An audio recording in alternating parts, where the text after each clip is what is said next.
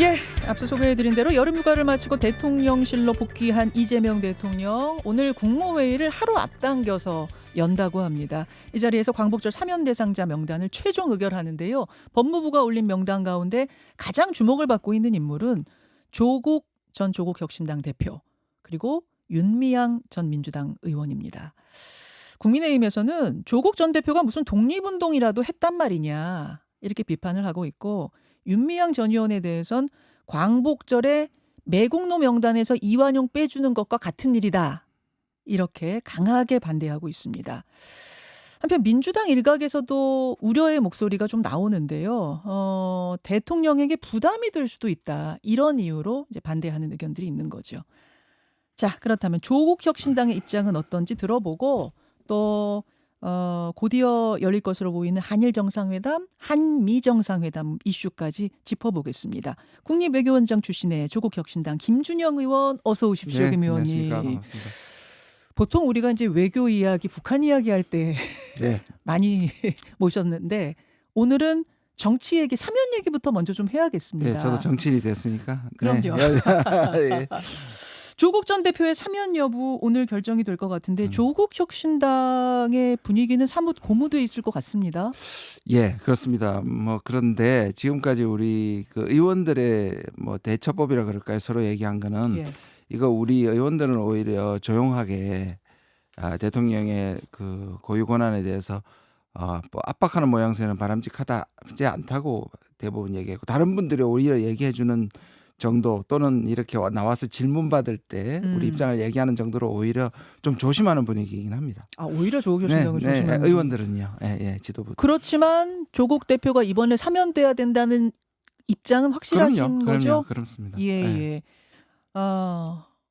사면이라는 게 대통령 고유 권한이긴 하지만 국민적 공감대가 확보돼야 사면이란 것도 있는 거기 때문에 조국 전 대표가 특별 사면에 이번에 포함돼야 되는 이유는 뭐라고 생각하시는지 국민들께 설명을 좀 해주시겠어요? 예, 먼저 많은 분들이 상권 분립을 얘기하잖아요. 예. 상권 분립을 얘기하면서 제가 대부분 들어보면 한 면만 얘기하시는 것 같아요.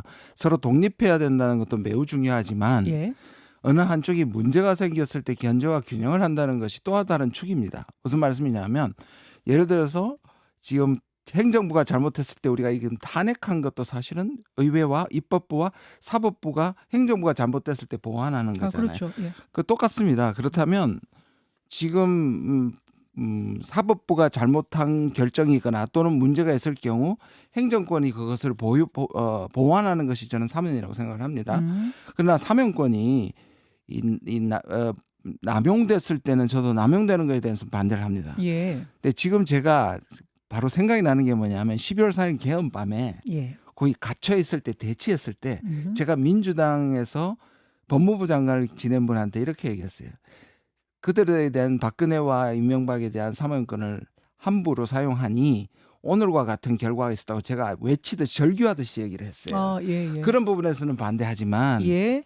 지금 특검이나 지금 내란 사태를 계속 제자리를 찾고 있는 과정이지 않습니까? 예. 그렇게 보면 조국 대표도 자기가 기소된 부분에 대해서 몇몇 부분에 대한 유감과 사과를 했습니다. 그러나 이 전체는 결국 정치검찰이 표적 수사를 해서 가족들을 멸문지화했다는 부분에 대한 분명히 국민적 공감대가 있다고 생각을 하고요. 그렇다면 지금까지 실형을 산 분의 이런 전면적인 이 제자리 돌림의 한 부분이라는 부분을 국민들이 이해해 주셨으면 좋겠습니다. 네.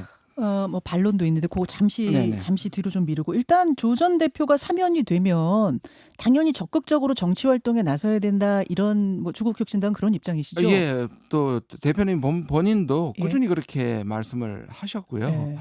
제가 저를 이제 영입할 때 했던 말이 저한테 지금 아직도 생각이 나는 게 뭐냐면, 민주당보다 약간 왼쪽을 지향한다 그러셨어요. 그래서 제가 적합하다고 말씀을 하셨고, 가만 보면 지금 이재명 정부와 대통령께서 말씀하신 건 우리는 진보보다는 보수, 오히려 중도 보수다고 말씀하셨단 말이에요. 예. 그럼 지금 정의당이 없는 상황에서 여기가 굉장히 공백이 크잖아요.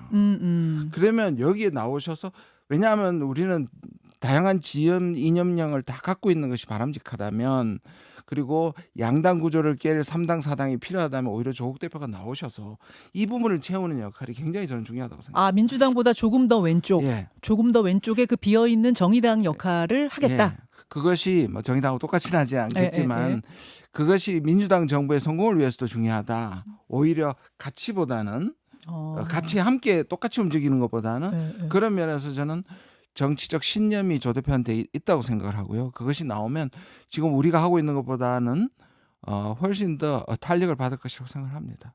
조 대표 나오시고 나서 조만간 민주당하고 조국혁신당 통합하는 거 아니야? 합당하는 거 아니야? 이런 얘기하는 분도 계시던데. 예, 있습니다. 일부분 있고 실질적으로 수면 아래에서도 또 비공개에서 그런 말씀들을 하고 계시는데 저는 개인적으로는 생각이 좀 다릅니다. 아까 말씀하신 예. 드린 것처럼 그래서 사실은 우리가 대선 후보를 내지 않았잖아요. 예. 저는 오히려 그때 당시에도 대선 후보를 냈어야 된다고 생각을 하고 아. 뭔가 여기를 공백을 메우는 것이 아하. 저는 우리나라 전체 정치 발전을 위해서도 좋다고 생각하기 때문에 조 대표님이 나오셔서 정치 상황은 정치는 생물이니까 어떻게 나올지 모르겠지만 저는 그런 부분의 거를 입지를 구축하는 것이 조 대표님이 지금 생각이라고 믿습니다. 네. 아하. 독자 정당의 길을 가는 쪽이 네, 맞다고 네. 일단 보신다는 거고.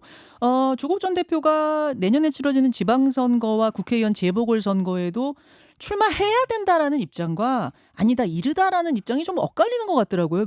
김준영 의원 어느 너무 쪽이세요? 빠르지 않아요? 오늘 사면다 아이고. 아직 결정이 안 됐는데. 근데 이미 논의는 거기까지 막 나가 있어서 개인적으로 예. 어떻게 보세요? 저는 아까 말씀드린 것처럼 어느 쪽이 유리한가. 예, 예. 그러니까 정치적 공학적으로 유리한 것보다 예. 향후의 입지라든지 향후에 우리 당이 가야 할 길들에서 어떤 선택을 하는 게 맞느냐. 실제로 국회에 들어와서 이제 13일에 국회의원이 되지 않습니까? 만약 되시면 예, 예. 그런 부분으로 원내에서가 더 중요하다면 원내로 가야 하는 것이고 또 지방선거의 중요성을 인식하고 왜냐하면 우리가 지금 딱 담양 군수 한 분밖에 없어요. 그러니까 풀뿌리 민주주의를 생각했을 조국 때 혁신당에 그런 지방선거에서 우리가 성과를 내는 게 중요하다면 그런 판단을 하실 거고요. 저는 거기 원론적인 얘기까지밖에 못 하겠습니다. 예. 말하자면 서울시장, 부산시장 그쪽이냐? 예. 아니면은 지금 계양을도 비어 있고 저 아산을도 비어 있거든요. 예, 강훈식 예, 비서실장. 네, 네. 그쪽으로 가는 게 맞느냐? 국회의원 쪽으로 나가서 만약 당선이 되면 대표직을 당 대표직을 계속 갈 수 있고 전 당대표 시장이면 내려놔야 되거든요. 아니요, 근데 당대표직은 지금 바로 오셔도 나중에 선거할 네, 때 나중에, 나중에, 그렇죠, 나중에. 맞습니다. 네. 개인적으로는 어느 쪽이 맞다고 보세요? 방향. 아니 그러니까 그건 너무 빠르다고 생각해요. 제가 나가긴 나가야 된다고 보세요? 예, 저는 뭐 어느 선거에? 쪽이든 아. 정치지로 해서 나가야 된다고 생각합니다. 자, 여기까지 이제 논의가 되고 있는 와중에 사면 자체에 대한 반대도 만만치가 않습니다. 아시겠지만 오늘 뭐 사면에 찬성하는 분이 나오셨으니까 제가 반대쪽의 입장을 좀 전하자면 아까 그 검찰의 기획 수사다. 뭐 금요일에 민영배 의원은 희생양이다 이런 얘기도 하셨는데 판결은 법원에서 내린 거죠. 네. 검찰이 왜 굳이 조국 수사를 그때 시작한 거야라고 해서 기획 수사라고 하시는 건데 수사를 해서 죄가 없었는데 없는 죄를 만들었으면은 그건 희생양이 맞지만 실제로 입시 비리가 나왔고 그래서 법원에서 3심까지 가서 대법원에서 유죄가 나온 걸로 지금 죄값을 치르고 있는 건데 희생양이란 말은 너무 과한 거 아니냐? 어떻게 보세요? 뭐 그런 입장이 있을 수 있고요. 그다음에 이제 두 가지로 나뉘는 것 같습니다. 이 부분이 죄를 졌느냐 안 지었느냐 또는 미국에서는 예를 들자면요. 살인죄를 하더라도 중간에 수사 과정에 하자가 생기면 그 99% 확인하는 경우에도 사실 그 법에서 무죄가 나오는 경우가 너무 많습니다. 그러니까 불법적으로 증거가 오거나 불법적으로 기획돼서 수사하는 것들이 발견되면 무죄가 되는 경우가 많지 않습니까? 그러니까 그 문제가 하나가 있고 저는 그런 부분에서 수사 과정도 석연치 않다고 생각하고요. 그다음에 아까 말씀드린 건 조국 대표도 몇몇 부분에 대해서 유감을 하고 법원의 결정을 수용한다 하고 실형을 살고 있단 말이에요. 그럼 양형 문제잖아요. 우리가 지금 다른 범죄나 흉악 범죄도 아주 정치적으로 뇌물받은 문제도 사실 집행유예가 나오는 경우도 많고요. 그렇다면 지금 이 정도 가서 실형을 산 정도는 충분히 이미 양형이 과다했고 그렇다면 이것을 보완하는 방법은 사면이라는 방법으로 그 양형이 지나쳤다는 걸 또 되돌리는 중요한 결단이 될 수도 있다. 저는 그렇게 생각합니다. 수사 과정에 문제가 있으면 뭐 예를 들어서 가혹행위가 있었다든지 뭐 이런 게 네. 있으면 보통 재심 청구해서 다시 가는 경우는 예, 있잖아요. 예. 지금 이게 가혹행위가 있었다 그런 뭐 종류 저는 아니지 그런 거하고는 않습니까? 비교할 수가 없을 것 같고요. 그다음에 이제 나중에 예. 재심을 청구해 가지고 그다음에 그걸 받는 과정이 만약에 이제 그런 예, 부분이 예. 있다면 할 수 있는 문제인데 아시다시피 그건 시간이 걸리는 것이고 저는 지금 아까 말씀드린 것처럼 지금 내란 청산의 과정에 있어서 만약 검찰이 그런 방식으로 기소를 하고 지금 유죄를 했다면 이것도 제자리로 돌리는 과정이라면 지금 하는 것이 가장 적절하다고 생각합니다. 곧 이제 시기의 문제. 네. 민주당 일각에서 반대하시는 분들은 사면 자체를 반대한다기보다는 네. 이번은 너무 이르다 이런 얘기를 하시더라고요. 네. 몇몇 의원들이 뭐 공개적으로도 한 이야기입니다만 지금 대통령 너무 정권 초기다. 네. 초기에 이렇게 논란이 많은 인물을 사면해 버리면은 대통령 국정 운영 동력 떨어지고 상당히 부담될 거다. 연말로 미뤄라. 이런 네. 주장에 대해서 어떻게 보세요?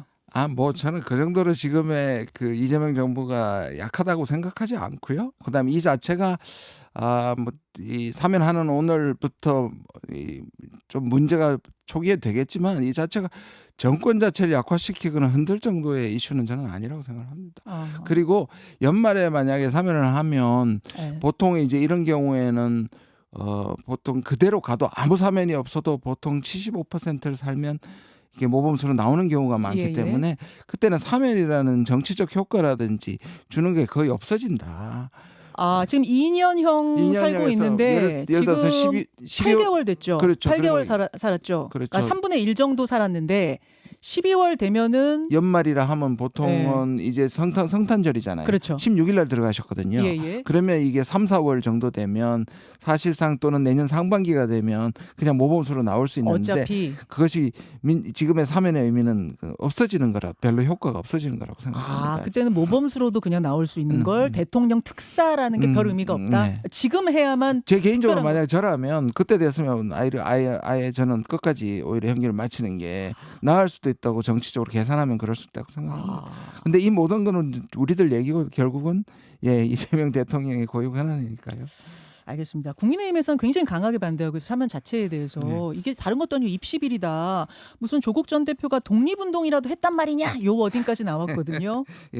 우리가 비유를 하다 보면 하나는 얻는데 하나는 반드시 잃게 됩니다. 이게 정말 독립운동은 아니잖아요. 근데 어떤 분은 이제 억울하게 옥살이를 한다면 또 민주당의 내부에서도 그런 얘기를 하는 분들이 계시잖아요. 네. 그 부분은 이제 한 면을 강조하다가 하는 거지 우리가 독립운동하다 잡혔다고 얘기한 적이 단 한 번도 없습니다. 알겠습니다. 이렇게 굉장히 지금 좀 논란이 뜨거운 가운데 오늘 어떤 결론이 내려질지 여러분 좀 지켜보시고요. 조국 혁신당 김준영 의원 만나고 있습니다. 이제 이슈를 바꿔서 정치인 김준영 말고 외교 전문가 김준영 박사로 인터뷰를 좀 해보죠. 지난 8월 8일 금요일이었습니다. 주한미군 사령관이 기자간담회를 했는데 이렇게 말했어요. 주한미군의 변화가 필요하다고 본다. 주한미군의 숫자가 아니라 능력이 중요하다고 생각한다. 이거 언뜻 들으면 뭐 원론적인 얘기 아니야? 이게 뭐 엄청난 말인가 싶은데 이게 대단한 암시가 있는 거였나 봐요. 굉장히 크게 뉴스가 됐더라고요. 암시가 있을 뿐만 아니라 미국이 이렇게 확연하게 분명한 의도로 얘기한 적이 없습니다. 그러니까 이런 거죠. 전체로 보면 미국이 느끼는 거는 뭐냐면 소련이 사라진 다음에 죄송합니다. 그 다음에 미국이 생각하는 거는 이분이 오기 전에 두 가지 중요한 말을 했어요. 상원에서 이제 인준 청문회를 했을 때 하나는 거리의 폭군이라는 말을 썼습니다. 그러니까 아시아가 너무 멀다는 거예요. 그러니까 중국을 견제하기 위해서 아시아가 너무 머니 그럼 대안이 뭐냐? 일본과 한국이라는 동맹을 미국이 활용하는 것이 필요하다고 얘기했고요. 그다음 한 말이 우리를 고정된 항공모함 다시 말해서 미국 앞에 놓이는 항공모함 우리가 논란이 됐었죠. 그 두 가지는 뭐냐면 미국 측에서 보면 미국의 힘은 약해지고 멀리 있으니 중국은 부상하니 그렇다면 아시아에서 가장 믿을 만한 동맹이고 가장 강한 두 나라를 중국 앞에 세우는 것이 미국의 군사 전략가로서는 있을 수 있는 일입니다. 생각할 수 있는 일인데 이게 언제부터 시작됐냐 하면 노무현 대통령 때부터 시작된 겁니다. 두 가지로 나눠집니다. 하나는 여기 있는 주한미군이 너무 아깝다. 주한미군을 북한 맡기에는 지금 북한의 남침 위험도 적어졌고 한국군이 이렇게 강해졌는데 그럼 주한미군 빼서 돌리겠다. 이 말은 전략적 유연성이란 말로 써서 한국을 압박한 적이 있습니다. 그 그렇죠. 이후로. 그렇죠. 그렇죠. 그 다음은 뭐냐면 그걸 넘어서 지금 브런슨이나 미국의 이제 전직 장성들은 뭐라고 얘기하냐면 네.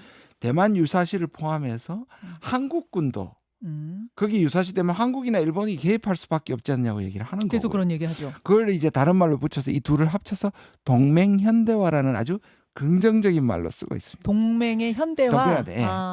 그러니까 옛날의 전쟁이 아니고 그러니까 한미 동맹도 바뀌어야 되고 주한미군도 바뀌어야 된다. 근데 우리한테는 이게 엄청난 이게 앞으로의 국군이나 미래가 달린 일입니다. 왜냐하면 우리가 항공모함이 되는 전쟁 기지가 됐을 때 네. 중국하고는 적군이 되는 겁니다. 그렇죠. 그렇죠. 근데 그걸 확실히 요구하고 있는 것이고 그다음에 대만의 유사시에 대만은 사실 우리 동맹국도 아니고 예. 미국의 합법적 영토도 아닙니다. 예. 그러면 한미 상호 방위 조약 서로 방위한다는 것에서 벗어난단 말이에요. 예. 그러면 이 한미 상호 방위 조약도 동맹을 완전히 뜯어고쳐야 되는 문제입니다. 그래서 제가 4월 29일에 지난 4월 29일에 대만 유사시에 불기업 촉구 결의안을 냈습니다. 지금 계류 중입니다. 우리 개입하지 말자. 그런데 미국은 개입하라 그러고 우리는 개입하지 네. 않는다고 했는데 지금 정부는 예. 여기에 대해서 윤석열 정부는 오히려 적극적으로 협조를 해서 캠프 데이비드가 나온 것이고 예. 진보 정부는 이제 국내 반란과 미국 때문에 아직 불분명하게 얘기하고 있는데 미국은 이제 아예 대놓고 명시적으로 압박하고 있는 형국이다. 그럼 이 주한미군 사령관의 이 워딩, 예. 주한미군의 변화가 필요하다. 숫자가 아니라 능력이 중요한 거다. 이 얘기는 수가 양이 아니라 질이 중요한 거니까 양적으로는 좀 뺄게. 네, 저 중국 방어용으로 좀 뺄게 이 말인 거잖아요. 그것도 포함되어 있고요. 예. 지금은 사실상 미군은 매우 낙후된 미군입니다. 예. 무슨 말이냐면 육군 위주고 미국의 해군도 없지 않습니까? 해병대 일부가 있고 공군도 사실은 미국에서 가장 F-16을 사용하는 가장 낙후된 겁니다. 그래요? 근데 왜 있습니까? 이게 바로 한국에 주는 심리적 안정감. 인계철선이고 한국을 방어하겠다는 사람이 여기 주둔하고 있으니까 예, 그게 예. 더 큰 거거든요. 그렇죠. 그러니까 미국에서는 이것도 바꾸고 싶은 거예요. 아주 현대화하고. 근데 현대화하면 보병은 빠지고 예. 일본처럼 해공군 중심이 된다는 겁니다. 아하. 그걸 그러니까 완전히 뜯어고치겠다는 거고요. 뜯어고치면 아까 말씀드린 것처럼 기존의 북한 방어가보다는 네. 중국 방어용이 되는 겁니다. 그렇게 되네요. 사실 평택으로 옮긴 것도 음. 거기에 항구와 공항에서 서쪽 다시 말해서 중국을 방어하는 것이 더 주 목적이라는 것이 처음에 기지를 이전했을 때 미국의 생각이었습니다. 그러면 의원님, 제가 궁금해지는 건 미국 진짜 속마음, 미국이 진짜 바라는 건 진짜로 주한미군 축소하고 그 인원 빼서 저 중국 쪽 방어로 돌리는 게 진짜 하고 싶은 거예요? 아니면 그걸로는 그냥 압박해가지고 니네 방위비 더 내. 우리가 그럼 사람 안 뺄 테니까 방위비 좀 인상해. 이쪽이 방점인 거예요. 진짜 속마음 뭐예요? 거기에 지금 트럼프와 군부의 차이가 있습니다. 차이가 있어요? 예, 트럼프는 철수를 협박하면서 분담금과 방위비를 올리라는 겁니다. 예. 그러니까 충분히 한국이 다 하면 우리 있을 필요가 없잖아. 예. 그럼 없으면 뭐냐? 돈으로라도 때우라. 아하. 이게 트럼프의 관세나 안보에 대한 똑같은 생각입니다. 아, 트럼프는 방위비 쪽에 반점. 왜냐하면 우리를 무임승차국이라고 생각합니다. 그렇게 생각하고. 그러니까 돈을 내라 이제 돈을 내라는 것이고요. 군부는 예. 오히려 몸으로 때우라는 겁니다. 그러니까 우리가 예. 궁극적으로 중국을 막아내는 전초기지가 됐으면 좋겠다는 거. 이 사이 차이가 있어요. 어디에 방점이 있느냐. 아하. 아, 그러니까 주한미군 사령관은 뭐 방위비 더 내 이쪽보다는 진짜로 뭔가 지금 다시 네. 좀 이렇게 주한미군들 재조정하고 네. 한국이 중국 방어에 힘시키를 바라는 고기의 방점이 있고 그렇죠. 트럼프는 돈 더 내 쪽이 방점이고. 아, 그래서 사실은 군부는 바이든 때나 지금이나 똑같고요. 20년 똑같습니다. 아까 말씀드린 것처럼 노무현 때보다. 예. 그러면 전략적으로 이걸 틈을 이용할 필요가 있죠. 우리는 근데 이제 여기서 그 군부와 트럼프의 이 중첩적인 되는 부분이 하면 줄이는 부분입니다. 그런데 그러네. 지금 어제 그 네. 브런슨이 얘기한 것 중에 또 하나는 뭐냐면 네. 전작권 아직까지 위험하다고 얘기하잖아요. 네, 사령관이 전작권 전환은 위험하다. 한국은 북한을 방지해야 된다면 오히려 한국한테 전작권을 줘야 하는데 전작권도 미국이 가지겠다고 하는 그렇게 거는 얘기했어요. 사실 다 가지겠다는 겁니다. 아하. 그러니까 돈도 내고 몸도 하고 전작권도 안 주고 그래서 저는 아예 이참에 한미동맹의 정확한 성격을 규정하는. 왜냐하면 트럼프가 얘기하는 9배 더 달라는 것은 지금의 법으로는 불가능합니다. 아예 SMA라는 특별한 분담금 협정도 완전히 틀을 바꿔야 아니, 되고. 이 트럼프가 근데 원래 법대로 하는 사람이 아니잖아요. 그렇죠. 그게 문제긴 합니다만 예. 예, 바꿔야 됩니다. 예. 한미 정상회담이 이제 25일쯤 될 것 같아요. 아직 네. 확정은 아닌데 그 여기서도 방위비 얘기 나올까요? 아까 말씀 트럼프는 이제 그 관세 부분 더 푸시를 할 거고요. 예. 거기에다가 이제 지금 그 방위비 분담금이나 방위비 분명히 이야기할 거고요. 예. 그다음 거기에 군부는 이제 슬쩍 얹어서 아하. 동맹이 현대화까지 같이 갈 겁니다. 우리 어떻게 대응해야 됩니까? 저는 이재명 정부가 예. 역대 어떤 정부보다 대외 환경이 가장 어려운 환경이라고 저는 생각을 합니다. 예. 그래서 아까 말씀드린 것부터 이 틈을 좀 이용하고 네. 우리의 사실 미국하고 아예 처음부터 백지부터 좀 이 부분을 다시 논의하는 게 맞다라고 생각합니다. 한미 정상회담 만만치 않겠네요. 만만치 이번 않을 것 정상회담. 같습니다. 예, 예. 이게 절대 분위기 좋은 상황에서 치러지는 게 아니라는 그리고 거. 대부분 좋은 시기에 가서 한미동맹이 네. 확인했는데 맞아요. 지금 동맹 자체를 아주 나쁘게 보는 대통령, 미국 대통령을 만나는 거니까 예. 저는 이제 걱정이 되는 게 지금 뭐 예. 남아공도 그랬고 독일도 그랬잖아요. 예. 어떤 부분을 모욕할까봐 우리 아. 대통령을 어느 부분에 어허. 예를 들자면 이런 겁니다. 당신은 혹시 부정선거 때문에 대통령 된 건 아니지? 뭐 예를 들자면 그런 얘기 할까봐? 왜냐하면 마가 쪽에서 그렇게 얘기를 하고 있어요. 마가에서 스피커들이 그렇게 얘기를 하고 있고 스티브 베넨은요 그런 게. 여기까지 상황에 대해서 점검해 드렸습니다. 김준영 의원님 고맙습니다. 네, 감사합니다. 김현정의 뉴스쇼는 시청자 여러분의 참여를 기다립니다. 구독과 좋아요, 댓글 잊지 않으셨죠? 알림 설정을 해두시면 평일 아침 7시 10분 실시간 라이브도 참여하실 수 있습니다.